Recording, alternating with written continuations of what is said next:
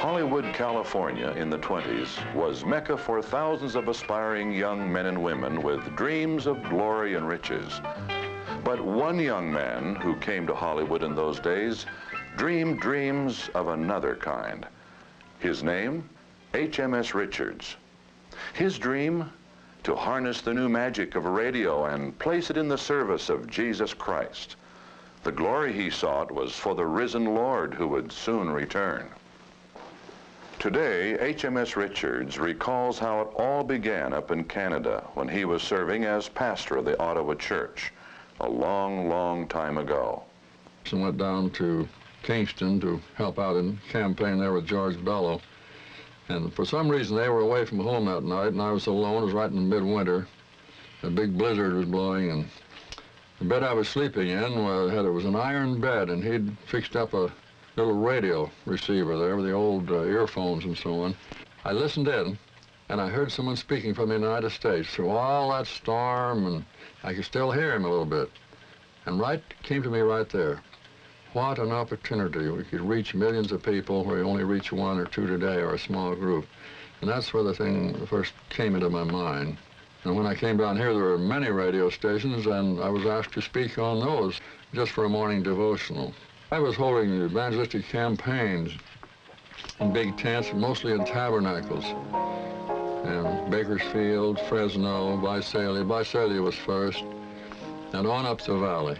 And I began to talk about wanting to be on the air, and I thought we should be on the air. And I went so far as to say that I really believed God wanted me on radio. In those days, the program was called The Tabernacle of the Air. Been a-listening all the day, been a-listening all the night long. In the year 1935 or 6, a group of college students that came out from Texas, known as the Lone Star Four. Three brothers, the Crane brothers.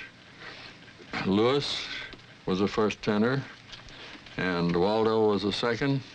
Wesley was baritone, and Ray Turner was the basso profundo in excelsis, as I called him.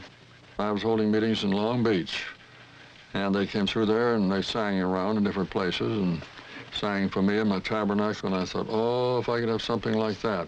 The year was 1937. The Lone Star Four was now the King's Heralds, and the Tabernacle of the Air gave way to a new program. It was called The Voice of Prophecy.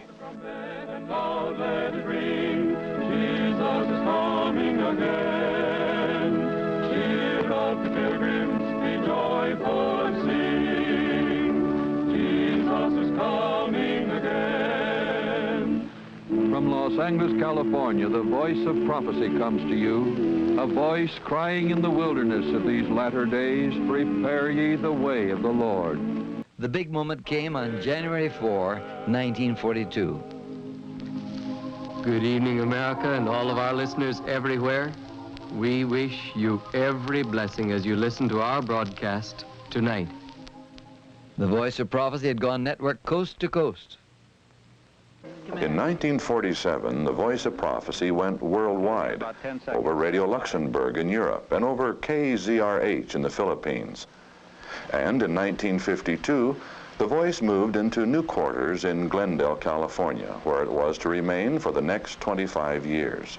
My peace I give unto you.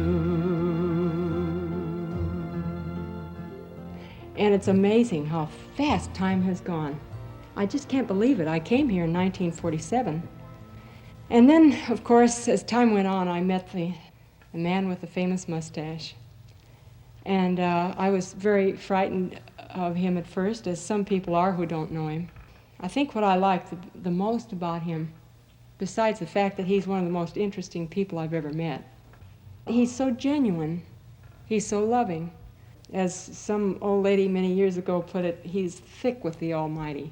He loves God, and this just comes through. But this doesn't make him stuffy. He's a very pious person, but he's also has another side. But he just sees the funny side of life. Until next week, have faith in God. Salvation's full and free. Have faith in God for blessings yet to be. Have faith in God. He cares for you and me. Have faith, dear friends, in God. And friends, that's our story. You've seen God's blessing in the past. The future? Well, that depends upon you.